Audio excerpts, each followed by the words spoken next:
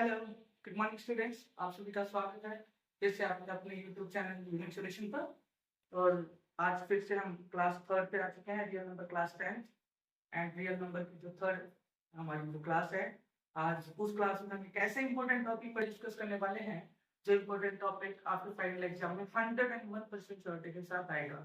ठीक है बेटे, हो सकता है कि स्टेटमेंट थोड़ी सी चेंज हो, बिल्कुल डिटो स्टेटमेंट ना हो, लेकिन कॉन्सेप्ट वही होगा, मेथड वही होगा और इस मेथड का यूज करके आपको क्वेश्चन क्या करना पड़ेगा, सॉल्व करना पड़ेगा। ठीक है भैया, तो चलिए बेसिकली जहां पर हमने स्टार्ट किया था उसका कुछ रिकैप कर लेते हैं। ठीक है, लास्ट क्लास में हमने चेक किया था एचसीएफ एंड एलसीएम। हमने लास्ट क्लास में एचसीएफ और एलसीएम के ऊपर डिस्कस किया था एंड प्राइम फैक्टराइजेशन की बात की थी। प्राइम फैक्टर के बारे में हमने डिस्कस किया था। ठीक है, आज जो हम डिस्कस करने वाले हैं बेसिकली वहाँ कुछ इंपॉर्टेंट टॉपिक है। For an example, prove that under root 2 is an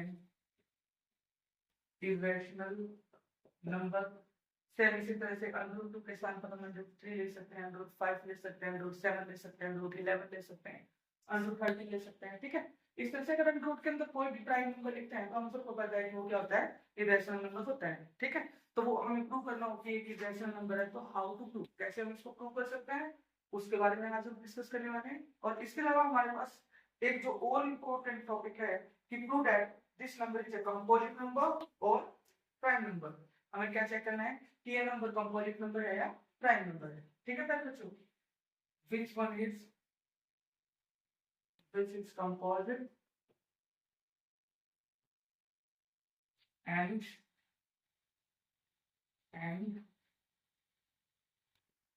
which is prime।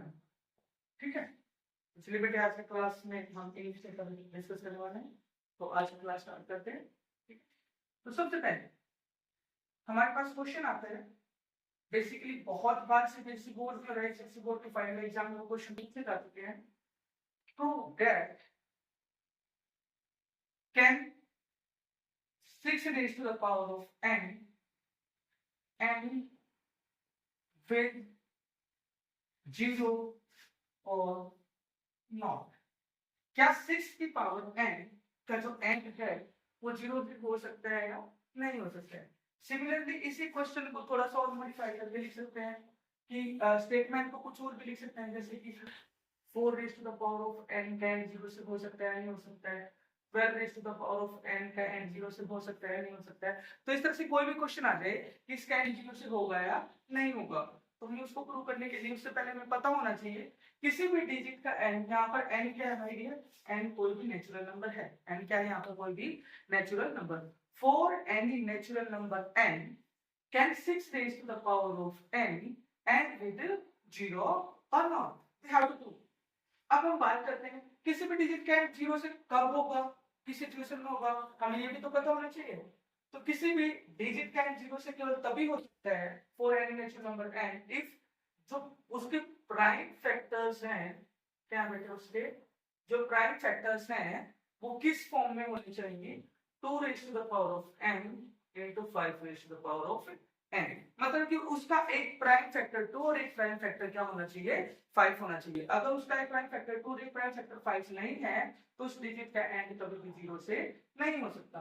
तो सिमिलरली अगर हमें 6 raise to the power of n की बात करनी है तो 6 raise to the power of n को क्या मैं लिख सकता हूँ 2 into 3 raise to the power of n। लिख सकते हैं, नहीं लिख सकते हैं?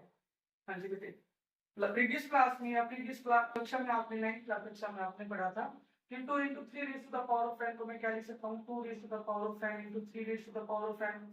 ठीक है, कौन से लॉ से, क्या बता सकते हैं कौन सा लॉ था, law of exponent. Very good बेटे। अब हम बात करते हैं 2 raised to the power of n into 3 raised to the power of n में क्या कोई फैक्टर 5 आया, नहीं ना, तो लिख देंगे no. 6 raised to the power of n never end with 0 because its factor not in the form of its factor not in the form of 2 raised to the power of m into 5 raised to the power of n. इसके factor 2 और 5 की form में नहीं है, क्योंकि इसके अंदर 5 का फैक्टर आया ही नहीं ना, तो आया नहीं तो सिर्फ इसी बात है कि इसका एंड किससे नहीं हो सकता, 0 से नहीं हो सकता है। तो माय डियर ये था हमारे पास एक क्वेश्चन, बहुत ही इंपॉर्टेंट क्वेश्चन है। सेम इसी क्वेश्चन में अगर हम दूसरी स्टेटमेंट लिए, क्या can 4 raise to the power of n and with 0, can 4 raised to the power of n and with 0 or not? क्या 4 की पावर है, here n is any natural number, so 4 raised to the power of n का n कभी 0 से हो सकता है या नहीं हो सकता है, तो सिंपली हम 4 के फैक्टर क्या लिख सकते हैं बेटे, 2 into 2 raised to the power of n। अब बेटा ये बेटे 2 को क्या लिख सकते हैं, 2 raised to the power of n into 2 raised to the power of n। तो हमने देखा it's only a single factor, it's have only a single factor, इसका तो केवल एक ही फैक्टर है, ठीक है, by the theorem of uniqueness, है ना, uniqueness theorem, fundamental uniqueness theorem की बात कर सकते हैं। तो it's have an unique factor, it's have only a unique factor, so it's and never be 0, so it's and never with 0, इसका answer कभी 0 से नहीं हो सकता, इसलिए वही लिख देंगे क्या, because this factor not in the form of 2 raise to the power of n into 5 raise to the power of n। तो बेटे ये हमारे पास एक बहुत ही इंपॉर्टेंट टॉपिक है, ठीक है। अब एक दूसरे क्वेश्चन की बात करते हैं, थोड़ा सा और देखिए, ये तो था किसी भी डिजिट का n 0 से हो सकता है या नहीं हो सकता है, ठीक है। अब अगर मैं बात करूं कि कोई भी नंबर कंपोजिट है या नहीं है, हमें चेक करना है, तो कैसे कर सकते हैं। फर्स्ट ऑफ ऑल तो हमें पता होना चाहिए कि कंपोजिट नंबर होता ही क्या है, हमें यही नहीं पता होगा कंपोजिट नंबर है क्या। अगर हम बात करें कि रामायण की बात चल रही है और हमें प्रभु श्री राम के बारे में ही ना पता हो, तो पॉसिबल है कि रामायण का डिस्कस करना उचित होगा, बिल्कुल नहीं। अगर हम बात करें महाभारत की और भगवान श्री कृष्ण का जिक्र ही ना हो, तो महाभारत कैसे, ठीक है। सेम ऐसे ही अगर हम बात कर रहे हैं प्राइम नंबर की और कंपोजिट नंबर की, और हमें यही ना पता हो कि प्राइम नंबर क्या होता है, कंपोजिट नंबर क्या होता है, how it is possible that कि वो एक उचित रहेगा हमारे लिए उस चीज के बारे में डिस्कस करना, नहीं रहेगा, ठीक है। तो हम बात करते हैं कि किसी भी नंबर को हमें चेक करना है कि ये कंपोजिट नंबर है या नहीं है। तो थोड़ा सा एग्जांपल लेते हैं, 7 into 6 into 5 into 4 into 3 into 2 into 1 plus 7. Check this is a composite number or not. Check this is a composite number or not. हमें चेक करना है कि ये कंपोजिट नंबर और नॉट, क्या यह है कंपोजिट नंबर है या नहीं है। तो कैसे चेक कर सकते हैं बेटे, सिंपल सी बात है, बहुत ही सिंपल सी बात है। कंपोजिट नंबर क्या होता है, एक ऐसा नंबर जिसके सिर्फ दो ही फैक्टर हो, एक तो वो अपने आप में खुद उसका फैक्टर और एक वन उसका फैक्टर हो, इन दो के अलावा उसके कोई और फैक्टर ना हो। If any term is divisible by one and itself is called prime number, ठीक है। If any digit, if any digit having a two factor one and itself is called prime number and other than prime number, मतलब कि जिसके दो से ज्यादा factor हो जाए, सीधी सी बात है क्या होगा, कंपोजिट नंबर। तो हमें चेक करना है क्या इसके दो से ज्यादा फैक्टर है या नहीं है। अगर इसके दो से ज्यादा फैक्टर है तो ये कंपोजिट नंबर है, अदरवाइज ये कंपोजिट नंबर नहीं है। तो सिंपली देखिए इस पूरी टर्म में सर इसमें से 7 को क्या ले सकते हैं, बाहर ले सकते हैं, मतलब 7 को कॉमन ले सकते हैं। जैसे हमने 7 को कॉमन लिया, यहाँ पे क्या बचता है 6 into 5 into 4 into 3 into 2 into 1, और यहाँ से 7 को कॉमन लिया, 7 को 7 से डिवाइड करेंगे तो क्या बचता है 1। कॉमन लेने का मतलब होता है हमने उस कंप्लीट टर्म को 7 से क्या कर दिया, डिवाइड कर दिया, ठीक है। तो 7 तो हमारे पास बाहर था ही, ठीक है। अब मल्टीप्लाई करनी हमें आती है, कितना 5 4 जा 20, 23 जा 60, 62 जा 120, तो 6 into 120 plus 1,